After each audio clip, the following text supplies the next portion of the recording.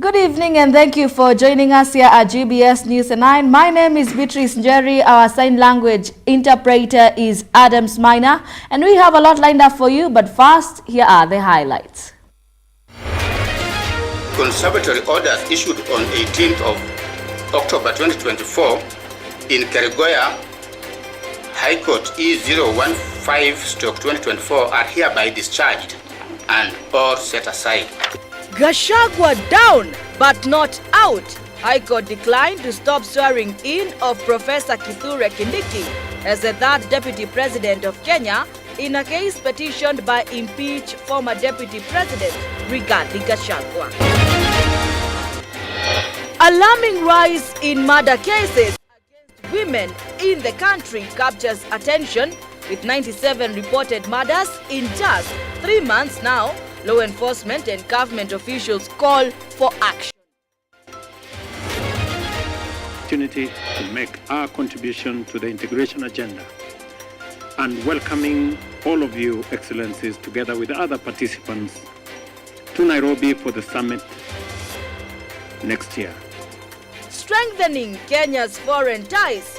President Ruto agrees to host 2025 Common Market for East and Southern African Summit in Bujumbura, Burundi.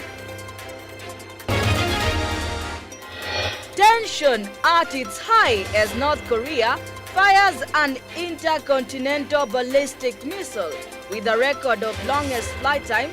Just at the same time, the US and South Korean officials were holding a press conference in Seoul.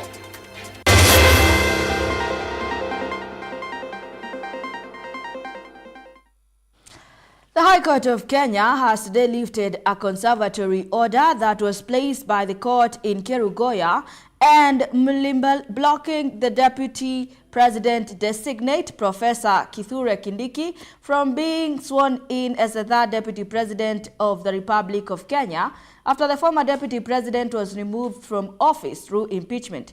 Kindiki is set to be sworn in as a new occupant of the office of the Deputy President of the Republic of Kenya. Rigathi Gachagua jets out. Davis Karani has the details. Giving their ruling basing on the three grounds that includes introductory grounds of the conservatory orders, background of the conservatory orders and analysis, and finally giving their determination, a three-bench of judges have disallowed the conservatory orders barring the Deputy President designate Professor Abraham Kithure Kindiki from being sworn in. The applications for conservatory orders are hereby disallowed. 2. The conservatory orders issued on 18th of October 2024 in Kerugoya High Court E015/2024 are hereby discharged and or set aside. Costs of these applications shall be incurred. We grant leave for appeal, type proceedings and certified copies of this ruling to be availed to parties at cost or as it may be. We will mention this matter on 7th of November 2024 at 2 p.m.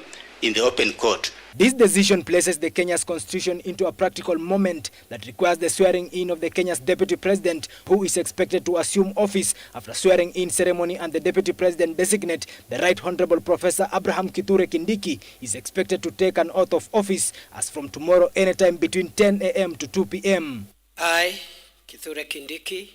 A bench of the three judges started their decision as each judge gave their part exclusively. Having carefully considered the applications, the responses and submissions and discussions referred to, we hereby distill the following issues for determination. 1. Whether this court has jurisdiction over the consolidated petitions. 2. If one above is answered in the affirmative, whether the matters raised in the constitutional consolidated petitions are justiciable. 3. If two above is also answered in the affirmative, whether the conservatory orders in place can be lifted. First preliminary issue that was raised before us is the jurisdiction of this bench. While it was also argued that the court has already determined this matter, rendering it res judicata.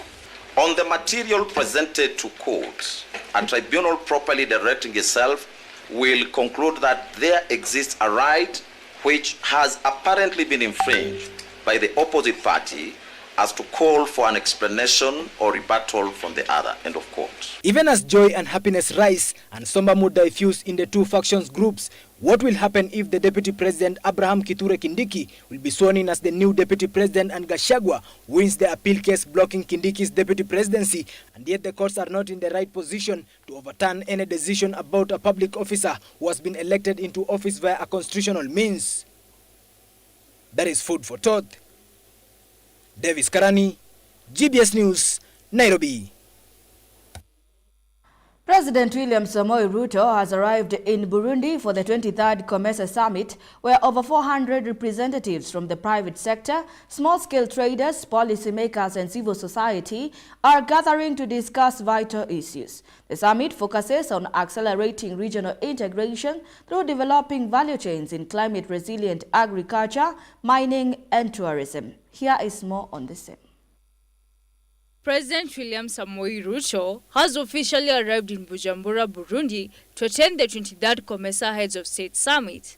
This significant annual gathering brings together more than 400 representatives, including private sector leaders, small-scale traders, policymakers, and members of civil society, all committed to fostering economic collaboration within the region. This year's summit emphasizes the importance of accelerating regional integration, specifically through the development of value chains in key sectors such as climate-resilient agriculture, mining, and tourism. President Ruto is set to advocate for combined efforts among the 21-member trading bloc to enhance inter-regional commerce and deepen economic growth across member states. As discussions unfold, leaders will explore innovative strategies to strengthen cooperation and address challenges facing the region. With a focus on sustainable development, the summit aims to empower local economies and create opportunities for all stakeholders involved. President Ruto's presence underscores Kenya's commitment to playing a pivotal role in advancing regional integration and economic prosperity within the COMESA framework. Irene Juguna, GBS News. The alarming rise in murder cases against women in the country has captured attention, with 97 reported murders in just 3 months. This significant increase has drawn attention of the law enforcement and government officials, who are now calling for action to address the issue. Efforts are underway to enhance investigations and strengthen preventive measures. Here are the details. A concerning issue has emerged in Kenya regarding the rise in murder cases against women. On October 30, 2024, Deputy Inspector General of the National Police Service, Mr. Eliud Lagat, addressed the press at National Police Service headquarters. Deputy Inspector General Lagat emphasized the importance of swiftly resolving these cases to ensure justice for victims and their families. He revealed that in the last 3 months there have been 97 reported murders of women. Investigations are ongoing and several suspects have been arrested and brought to court. Additionally, Ms. Anne Wangombe, Principal Secretary for the State Department for Gender and Affirmative Actions, spoke about the government's commitment to strengthening prevention mechanisms against these violent crimes. Also present at the conference were Deputy Inspector General of the Administration Police Service, Mr. Gilbert Masengeli, and Director of Criminal Investigations, Mr. Mohamed Amin, highlighting the need for a collaborative effort in tackling this issue. As investigations continue, there is a shared hope for justice and the implementation of effective measures to protect women in our communities. Triza Tiengo, GBS News.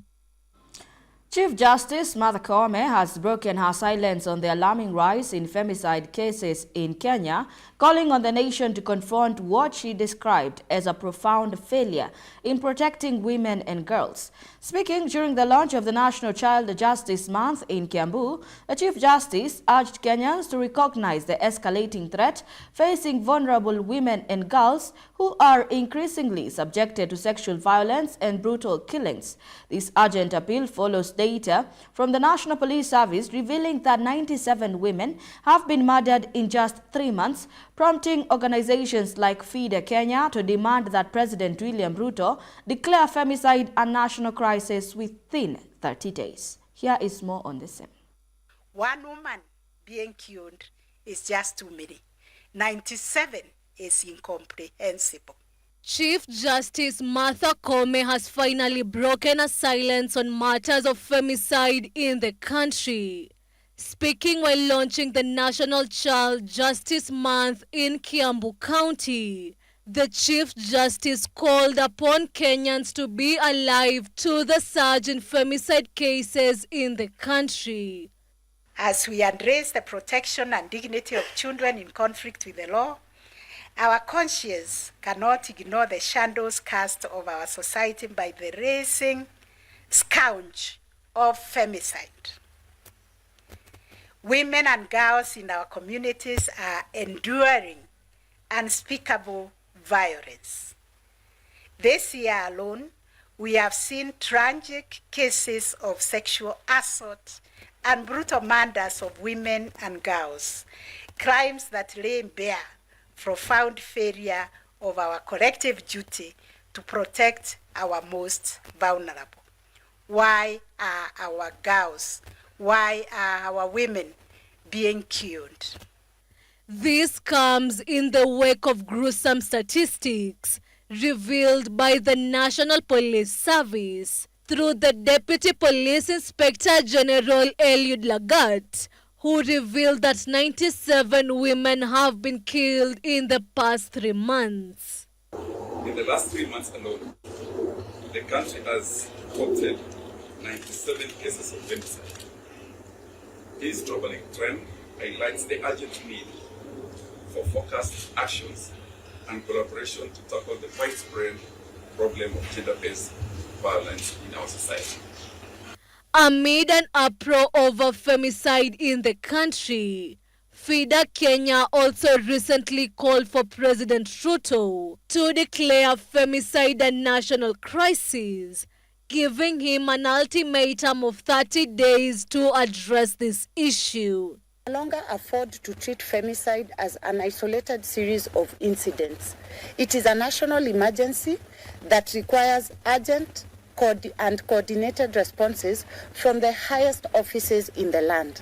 His Excellency the President must address the nation and speak to women and girls, providing a clear and unwavering commitment to their right to life, safety and security. Among the alleged femicide cases that FIDA Kenya highlighted were the recent murders of 3 women in Embakasi, the murders of Starlet Wahu and Rita Waeni, the discovery of 6 women bodies in Kware, the recent death of Yvonne Jirangwa, a 23-year-old trainee nun whose body was found in a sewer pit in Rongo. The media reports that the body of Yvonne Jirangwa, a 23-year-old trainee, was found ago. Christine Nyakio, a 24-year-old woman from Gong, also recently went missing, only for her body to be discovered on Monday, October 21st, near a swamp.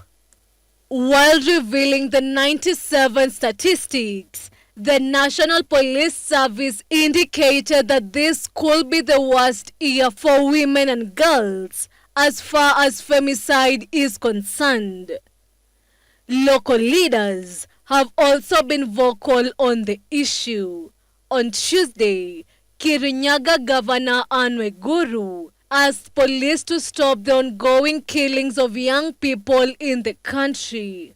She spoke during the burial ceremony of Seth Nyakio, the daughter of Kirinyaga-nominated Member of County Assembly Lucy Njeri, who was found murdered at Bifra Estate in Thika Town on October 20th.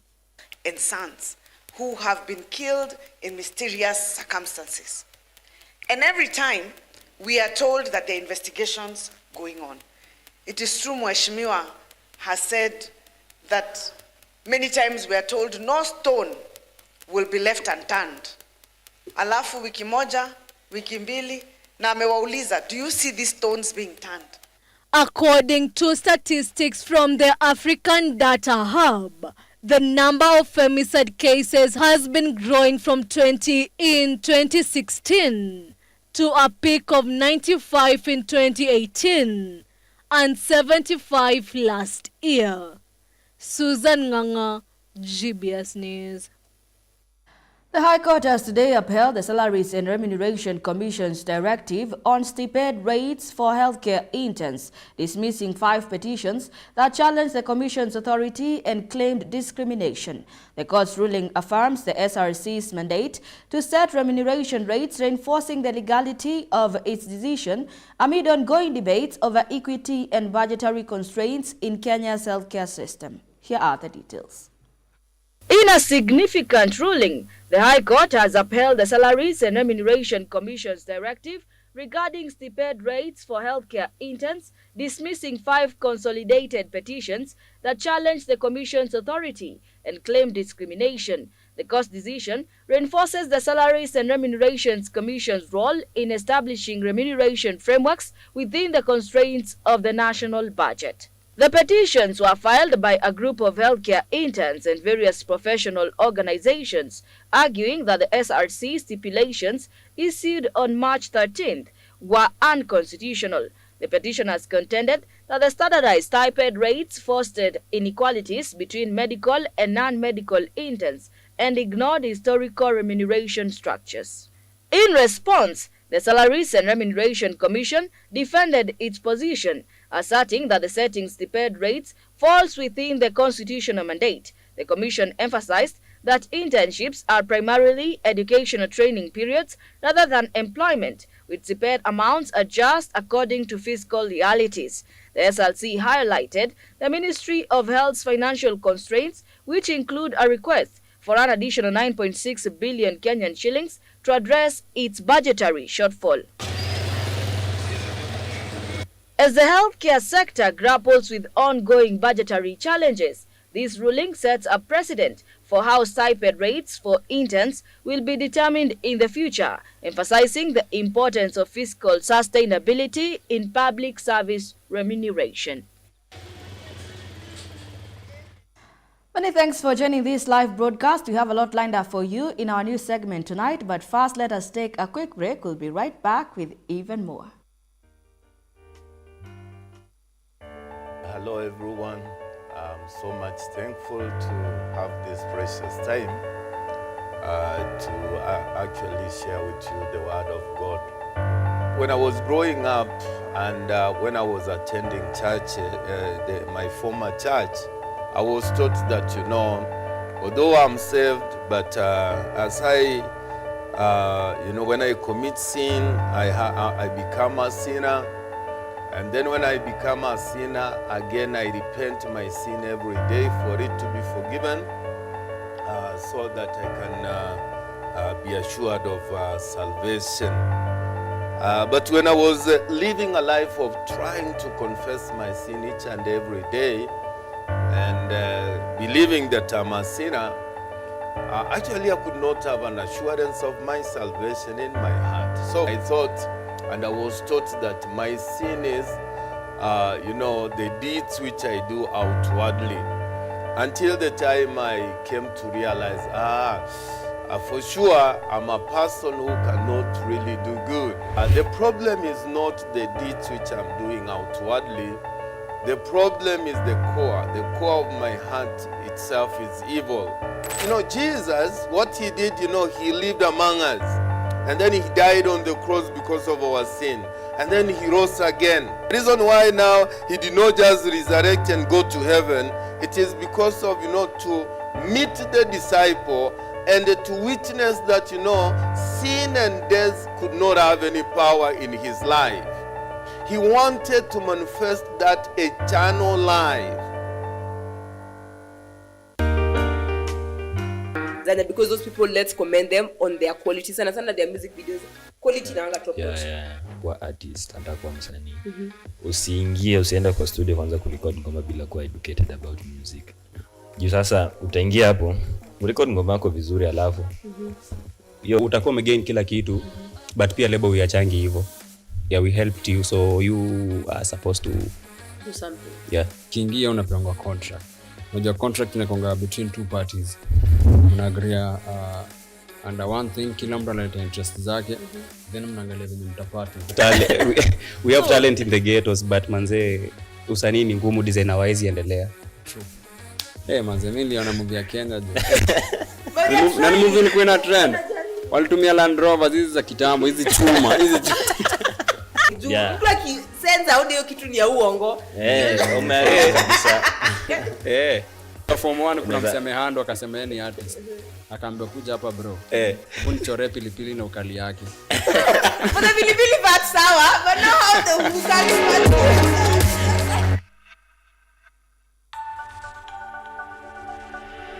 Everywhere, GBS. Welcome back. You're still watching GBS News at 9. In a significant move to enhance healthcare, Saya Referral Hospital will begin offering chemotherapy treatment next year.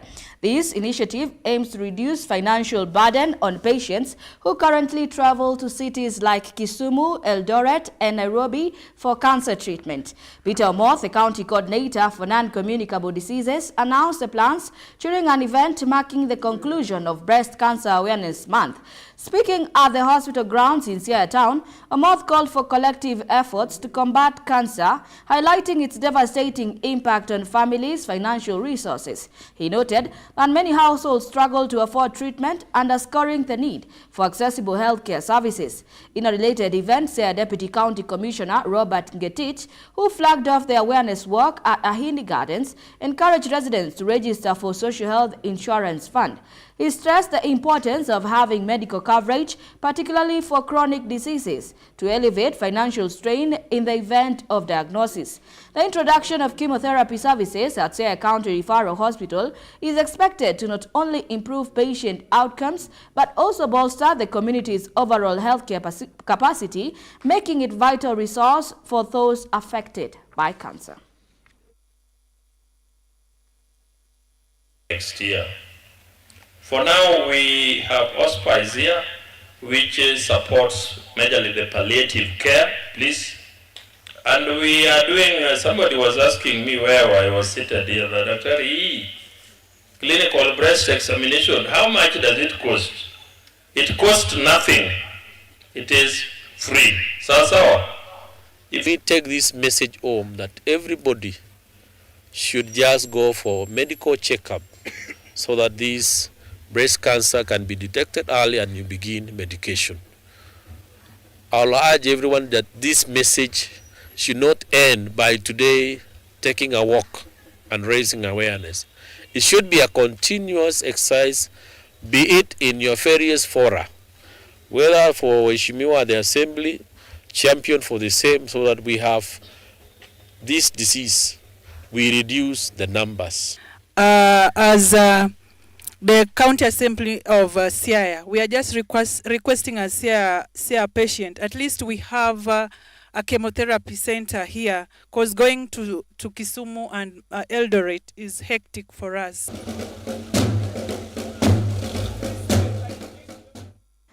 A new coast tourism circuit in partnership with the Ministry of Tourism and Wildlife has been launched. The initiative intends to create a robust national, county government and private sector strategy to increase the number of tourists.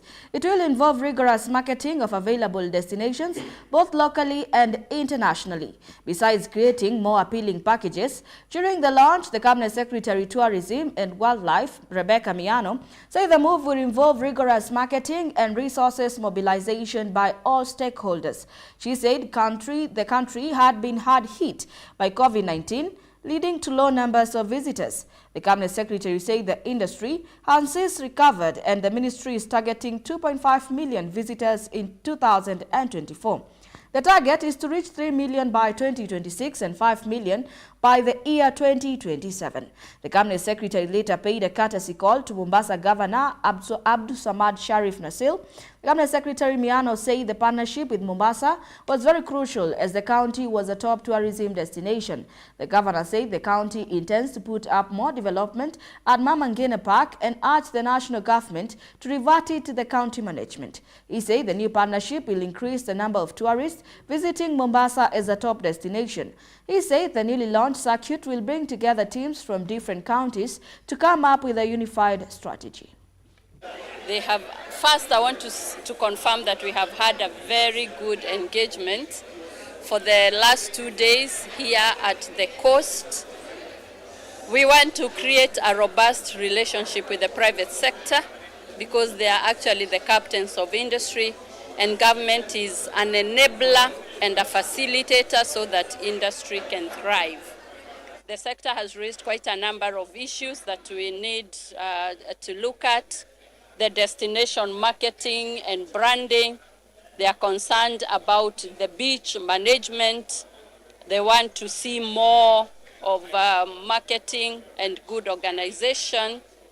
They've also raised the issue of weddings, and that a few years ago, Kenyan Coast was a very good wedding destination for many of the countries in the region, and we have undertaken, in consultation and partnership with the county, with the administration, my ministry, and the industry, that we are going to address those issues and come up with a work plan.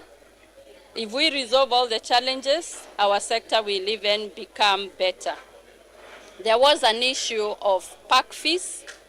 Since I joined this ministry, I've taken time to look at the park fees. I have seen, for example, Nairobi National Park, the Kenyan nationals are charged 430 shillings a whole day. And the visitors are charged less than $100 for a day. And these charges have been there for many years, some of them 15 years. And you know, with the cost of living going up and management costs and everything escalating, we need to then rationalize the park fees. The figures that have been proposed, I think, are reasonable. And this came up as a recommendation by the whole industry. We will continue consulting with the industry so that we have public participation. We are able to convince them why we need to review those rates and to even benchmark, so that at the end of the day, there is a win-win situation between the country, the travelers, and even the industry. The International Monetary Fund has finally approved the much-delayed $606 million loan to Kenya, paving the way for the release of the funds. The funding is part of the $3.6 billion facility that the country has been drawing from the international lender since 2021. Here is a story and more in business. The Executive Board of the International Monetary Fund, IMF, has approved the Kenyan government's request to access 78 billion Kenyan shillings loan in an effort to rebuild its fiscal policies. The review comes after the IMF concluded a meeting in determining the 7th and 8th reviews, a process that was disrupted in early June during the anti-government protests. Following the meeting, the IMF exuded confidence that the funds will address Kenya's challenges following the tax revenue shortfall in the previous financial year, as well as the withdrawal of the Finance Bill 2024 after the widespread Gen Z protests. In other updates, Safaricom has denied allegations of sharing customer data with state agencies, stating it only complies when ordered by the court. This comes amid concerns that Safaricom's data sharing may be linked to rising abductions. In a statement, the telco clarified that call data records are not used for live location tracking, but are generated post-call for billing purposes. Safaricom has also assured customers of transparency and commitment to data privacy. This response follows media report claiming that Safaricom provides real-time location data to agencies like the Directorate of Criminal Investigations DCI without court orders. Hilary Kabila, GBS News, Nairobi. Kenya will host the 2025 Common Market for Eastern and Southern Africa Summit. In an acceptance speech during the 23rd COMESA Summit held in Bujumbura, Burundi on Thursday, President Ruto said Kenya is ready to host the summit. The president was addressing delegates in Bujumbura in his acceptance speech, saying it would be a great privilege for Kenya to host the event. On the same note, Kenya is undertaking a comprehensive review of the country's foreign policy in a move to reshape Kenya's role on the global stage. Prime Cabinet Secretary Musalia Mudavadi has said that the initiative includes the preparation of a sensational paper for Parliament aimed at clarifying Kenya's foreign policy and addressing the ministry's budgetary needs. Speaking when he visited the Kenyan embassy in Bujumbura, Burundi, Mudavadi also said the Cabinet Secretary for Foreign Industrial Affairs stressed the importance of engaging Parliament, which allocates the resources. Thank you very much. Dr. Susie will guide you on the signing so that you can sign. And then after that, Honorable Chairperson will bring all of them to you.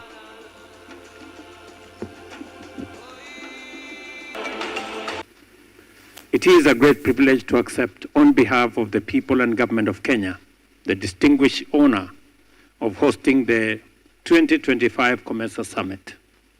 We appreciate the opportunity to make our contribution to the integration agenda and welcoming all of you, Excellencies, together with other participants to Nairobi for the summit next year. With profound gratitude, therefore, we embrace the responsibility that comes with this undertaking and commit to make the upcoming summit a milestone event that amplifies COMESA's vision and accelerates our progress towards achieving our region's shared ambition. The COMESA 2025 summit will happen at a time when our continent is under severe challenge, but we are committed and believe that all the challenges that face us, we can overcome standing together. At the summit, Your Excellencies, Kenya looks forward to facilitating dynamic discussions across different sectors such as trade, infrastructure, and the digital economy. Our aim is to create an enabling environment and institutional framework where the people of our region can fully benefit from an integrated market rich with opportunities and free from barriers. Nairobi awaits you and your delegations with open arms, ready to showcase the spirit of enterprise, creativity, resilience, and hope, which inspires the people of our region and our continent. Kenya serves as a global gateway to the continent, a regional crossroads where the most imaginative and transformative ideas intersect, partnerships flourish, and where our collective endeavor brings us closer to realizing our shared future. I extend my deepest gratitude to fellow heads of state and government for entrusting Kenya with a critical assignment and confirm our readiness to host a summit that will elevate our region's achievements and serve as a historic landmark on our road to a united and prosperous Africa. I look forward to welcoming each and every one of you in Nairobi and to taking part in a summit that will definitely be our region's next step in the journey to transformative progress. Welcome to Nairobi, karibuni Nairobi, and thank you very much for your attention.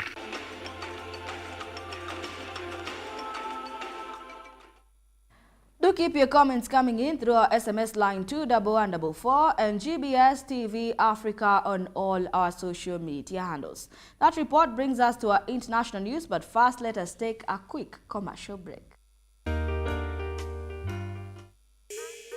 The gift of a man will place you in a company of great men. What two things can you never eat for breakfast? The fact that I started selling art, that's where the interest came in. Yeah, they know, yeah, this thing can pay. And who has been your biggest cheerleader in your art journey? My biggest? Cheerleader. Ule mwenye anakuwa. Oh yeah, IG, I'm artist Victor Mtua. Facebook is Victor Mtua. Of course, the first time I sold my art at relatively 50K. Ati? Time niliuza art yangu like 50k. Oh, Victor, kwanza before hata uoneshane watu paintings zako, nataka kuuliza, if I was to pay you, nikwambie like usiwahi chora tena, usiwahi paint tena, would you? Unaweza acha? You are famous, what will your stage name be? My stage name? Ungekuwa pale kwa stage, ungekuwa unajiintroduce kana nani?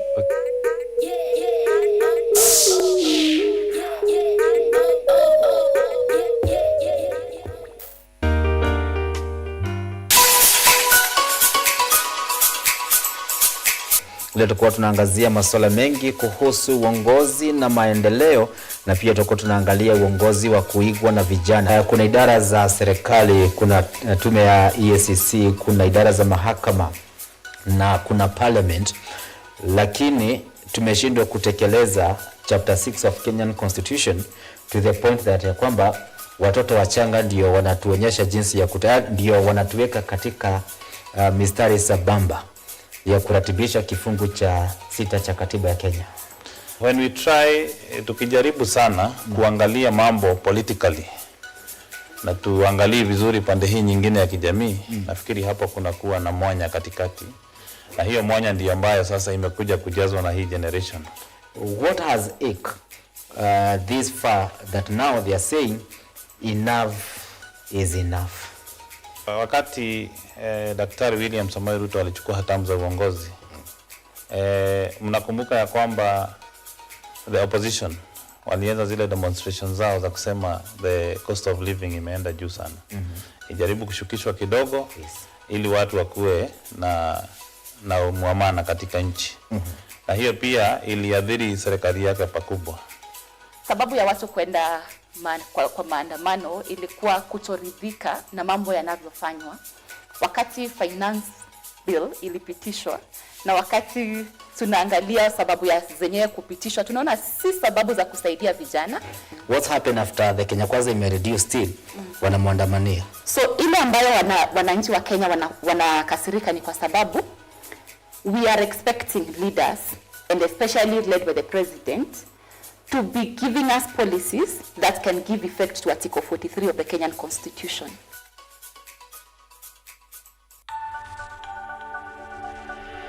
Everywhere, GBS. Welcome back to the broadcast, and now to matters. International news. At least 10 people were killed and 63 injured in Mozambique during protests following October 9th election, which saw the ruling Frelimo party declared the winner. Opposition groups and observers allege the election was rigged, while the Electoral Commission has not addressed fraud claims. Police used tear gas and gunfire to disperse protesters, with the Interior Minister stating security forces were restoring order. Here are the details.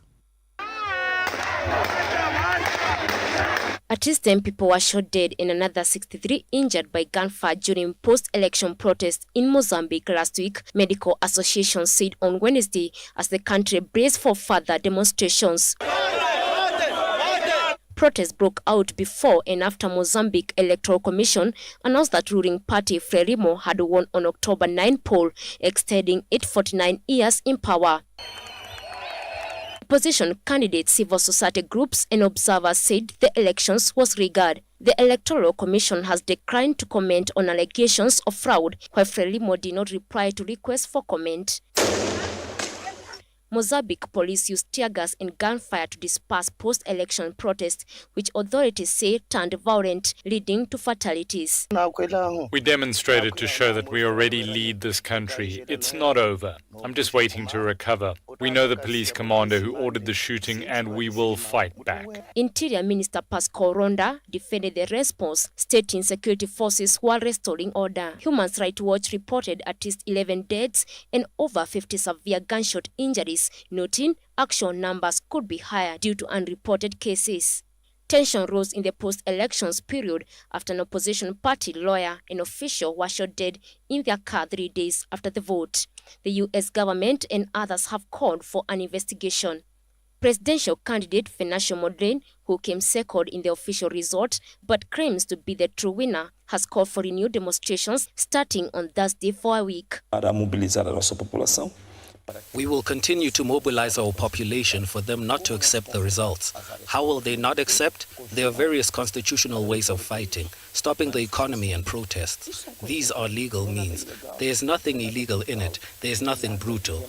There are various constitutional ways to keep pressure, and we will make sure of all these ways.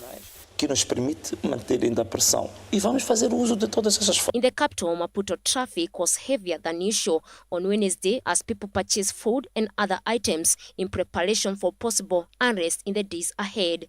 Paris Kigo, GBS News. The civil war in Sudan has unleashed catastrophic consequences, with over 14 million people fleeing their homes in what the United Nations called the world's worst migration crisis. In a heartbreaking reflection of the conflict brutality, over 130 Sudanese women have resorted to mass suicide to escape the threat of sexual violence. As the fighting continues, urgent questions arise about the future of a nation tethering on the brink of famine and potential genocide. Here is the full report. In the ongoing violence in Sudan, sexual violence has emerged as a brutal weapon of war, systematically employed by the Rapid Support Forces to instill fear and exert control. In a heartbreaking reflection of the trauma inflicted upon women, more than 130 Sudanese women have tragically resorted to mass suicide to escape the looming threat of rape. This devastating chase underscores the severe human rights violations occurring daily in this conflict.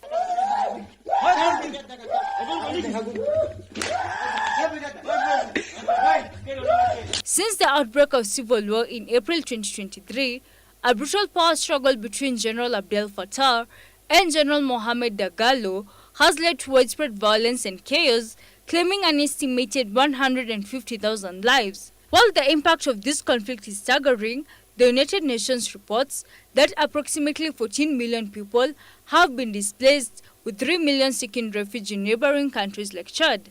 This mass exodus is not only a humanitarian crisis, but also a regional challenge as neighboring nations deal with the influx of refugees.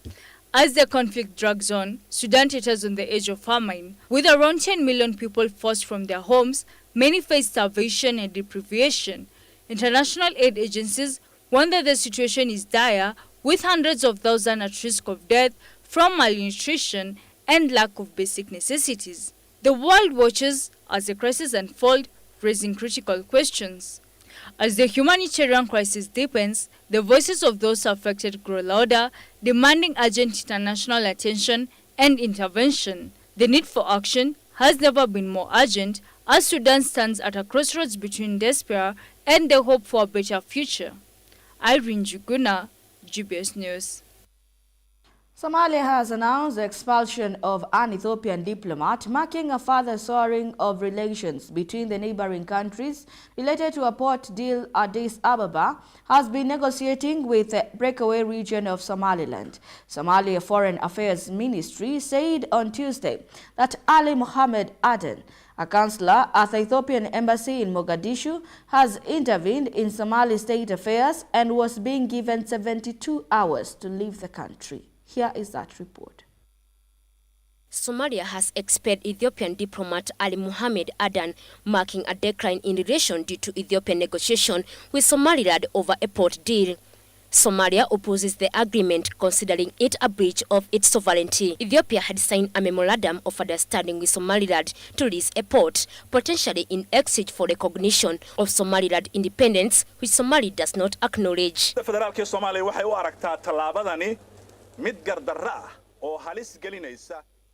Ethiopia's step is an offensive that endangers the stability and peace of the region, which was already wobbling with problems. It is a violation and an open invasion of Somalia's sovereignty, freedom, and unity of the Federal Republic of Somalia. The so-called Memorandum of Understanding and Agreement of Cooperation. Efforts to mediate through Turkey has been unsuccessful, and Somalia's diplomatic rift with Ethiopia has led it to align more closely with Egypt and Eritrea, both historical adversaries of Ethiopia.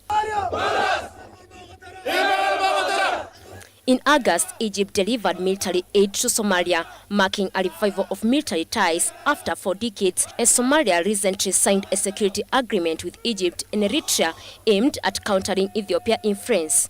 The port deal has strategic implications as Ethiopia, a landlocked nation, seeks Red Sea access for trade and naval operations. Somalia has threatened to expel up to 10,000 Ethiopian soldiers stationed there, a move that analysts warn could create a security vacuum, potentially benefiting the Al-Shabaab militant group. The tension threatens regional stability, especially as the area is already vulnerable to piracy and nearby conflicts. Paris Kigo, GBS News. North Korea has launched an intercontinental ballistic missile towards waters of its eastern coast. Authorities in South Korea and Japan said this was the longest flight time recorded for a North Korean missile, highlighting global concerns over North Korea's weapons advancements. The missile launch happened after U.S. Defense Secretary and South Korean Defense Minister held a joint conference alleging that North Korean troops are in Russian soil preparing to fight the war in Ukraine. Abdihamid Ali has more details. It was confirmed today that North Korea fired an intercontinental ballistic missile at high angle and one of its longest flights ever. South Korea's Joint Chief of Staff have indicated that the missile was launched towards the East Sea, known in Japan as the Sea of Japan. Analysis suggests North Korea may have tested a new solid fuel booster technology for its long-range missile, a development that could enhance the country's strike capabilities. In related news, at the UN Security Council meeting, Russia's representative defended its ties with North Korea. The US delivered a scathing response to Russia. The decision to deploy North Korean soldiers would also be an inescapably clear demonstration that Russia is growing more desperate, having already suffered more than 500,000 casualties. The missile launch happened after a news conference in Washington where South Korea's Defense Minister Kim Yong-gyun and the United States Defense Secretary Lloyd Austin reported that North Korea troops dressed in Russian uniform and equipped with Russian gear are moving towards Ukraine. He described this as a troubling and destabilizing development. Ukrainian President Volodymyr Zelensky has warned about the consequences of Russia using North Korean troops in the war. And here we see this first step in this war, and this is the first step to a world war. According to the South Korean sources, North Korea has sent over 11,000 troops to Russia, with more than 3,000 positioned near combat zones in western Russia. This escalation of North Korea's military capabilities and its strengthened ties with Russia amid the Ukraine conflict have set alarm bells all over the world. Both nations are heavily isolated in the world stage, with North Korea's nuclear ambitions and Moscow's action in Ukraine pushing these countries into closer alliance. This is Abdihamid Ali, GBS. Senegal's political parties are holding vibrant rallies and conferences as they campaign for the upcoming parliamentary election on the 17th of November, which will determine President Bassirou Diomaye Faye's ability to implement his agenda. After winning in April on promises to combat corruption and improve living conditions, Faye dissolved the opposition-led parliament last month, claiming opposition lawmakers hindered progress on key proposals. Here is more on the same. With fireworks, display, packed rallies, and town-to-town caravans, Senegalese political parties are weighing voters in a parliamentary race that will decide the extent to which the new president will be able to implement his agenda. President Bassirou Diomaye Faye has been under pressure to make good on promises to crack down on corruption and improve livelihoods that helped sweep him to power in April following a landslide election victory in the previous month.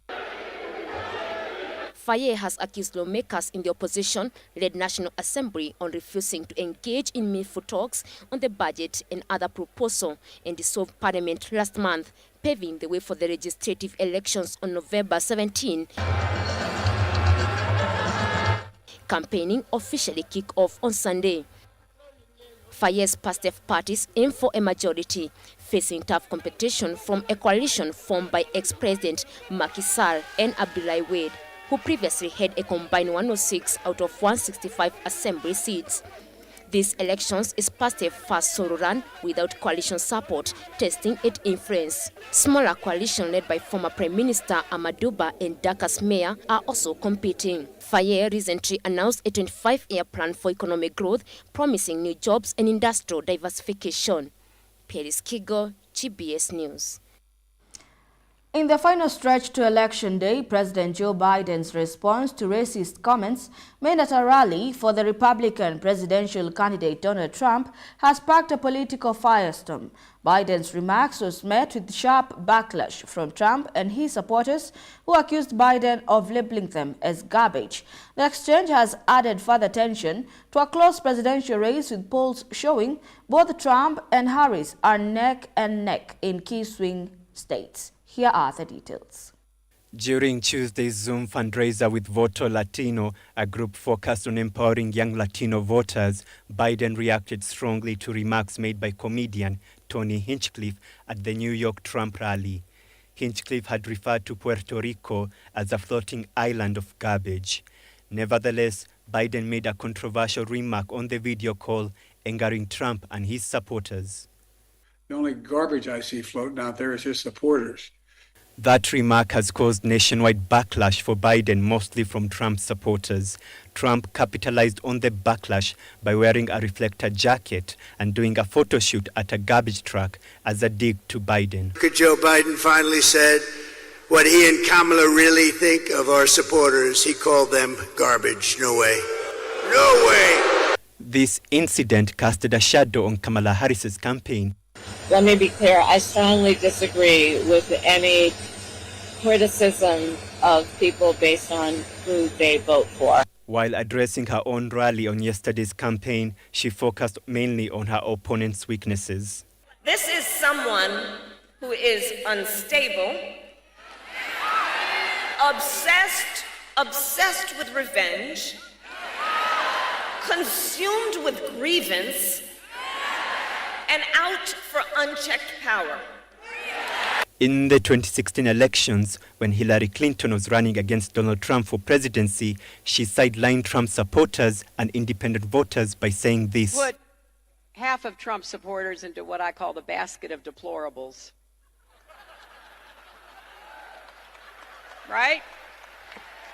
Experts say she alienated a group of undecided voters that led to her loss and Trump's surprising victory. That is why Biden's and Harris's team are doing damage control to avoid losing the undecided vote, which is crucial, especially in the swing state. He was talking about hateful rhetoric, and we've called out hateful rhetoric from here. We have. Obviously, this hateful rhetoric was about a particular community, a community that the Puerto Rican community. They are Americans. This is a community that he respects, and he wanted to make sure he called that out. This clash of words has left both campaigns striving to maintain focus on their messages, with each side emphasizing very different visions of unity for the nation. This is Abdihamid Ali, GBS News. Do keep your comments coming in through our SMS line 21144 and GBS TV Africa on all our social media handles. And now for sports lovers, it is time for your most anticipated part of the news, the sports news. Let's get sporty.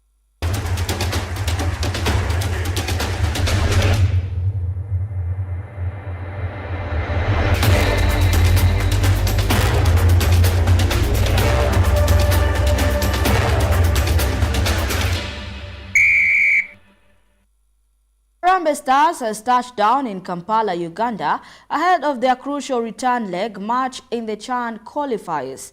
The match is set to be played on Sunday, November 3rd at the Nelson Mandela Stadium. The travelling squad, a blend of seasoned players and emerging talents, is geared up to face South Sudan in this decisive encounter. The team is determined to secure a favourable result and advance further in the competition. The youngest team in Africa will seek to upset Kenya for the third time, having won 1-0 in the international friendly on September 12th. Virat, however, believes a shuffle in the starting 11 could spark a turnaround. Despite the match having no bearing on Kenya's qualification, Virat stressed the importance of a strong result.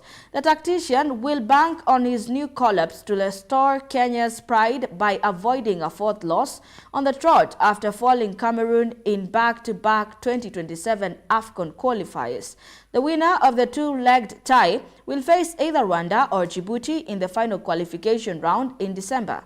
Kenya, Uganda and Tanzania have already qualified for the CHAN tournament as co-hosts.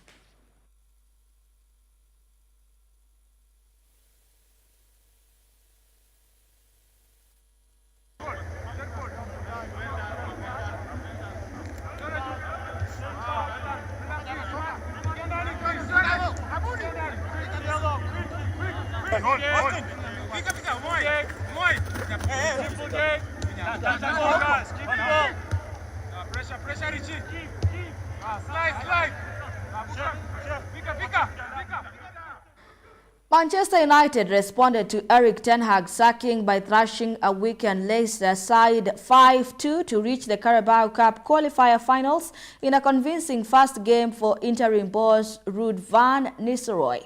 Poor finishing was to blame for Sunday's defeat to West Ham, Ten Hag's final match, but United rediscovered their confidence in front of goal under Van Nistelrooy, helped them by Steve Cooper making 9 changes ahead of the Leicester's trip to Ipswich in Premier League. Casemiro lifted a sober Old Trafford with a cock of a shot from a distance, opening the scoring by firing a ball right into the top corner. Alejandro Garnacho quickly followed that up as he doubled United's lead, smashing in from Diogo Dalot's cross off the right.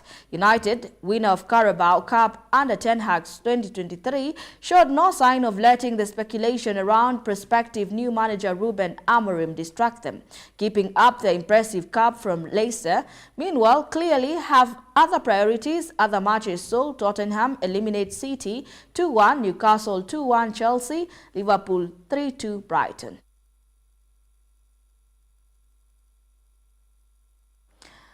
Ruben Amorim has long been of interest to Europe's top clubs following his success with Sporting in Portugal.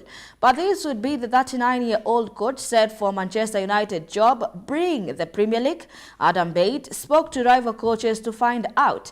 It has long been inevitable that Ruben Amorim would take one of Europe's biggest jobs, winning the title with Sporting in 2021 at the age of 36.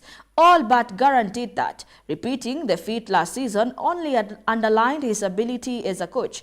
Sporting recognized that this was special talent very early, famously paying a huge release clause after his spectacular start at Braga. They bet on his tactical mind, his fierce commitment as a player, but more than anything on the power of his personality. Amorim, the player, was part of a fine Benfica team, winning 3 league titles in Lisbon. He was good enough to make Portugal's World Cup squad in 2010, but is remembered as a worker in midfield or the right back, a team man who brought unity. Injury forced him to retire early at the age of 32, fast-tracking him on a new path as a coach. His time at Casapia, then in the 3rd tier, was curtailed as he was forced to resign, with the club facing punishment because he did not have the required license. Amorim then rejected a role with Benfica's B team, opting to take Braga's instead, where he would have a more control. He ascended to the top job within months, taking them from 8th to 3rd, going unbeaten in the league and winning the Target Liga.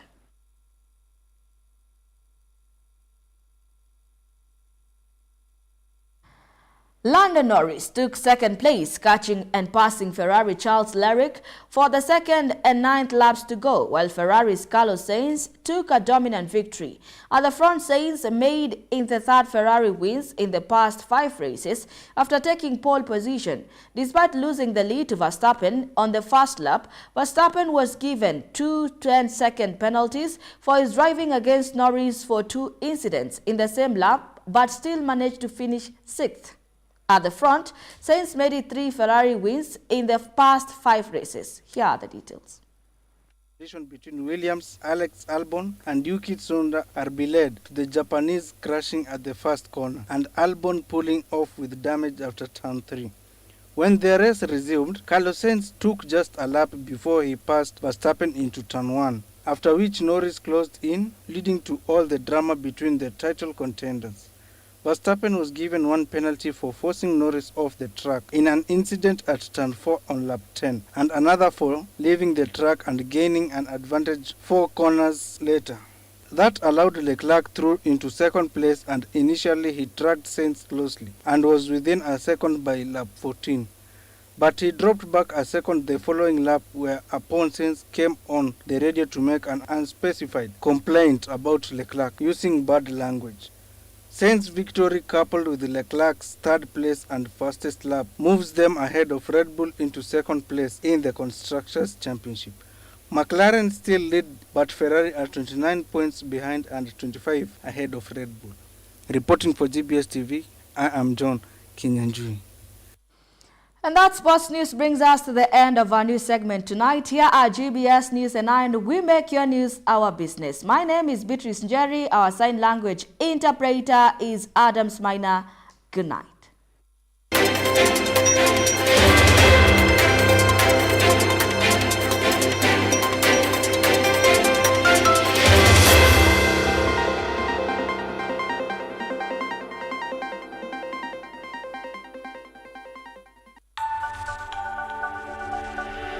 Everywhere.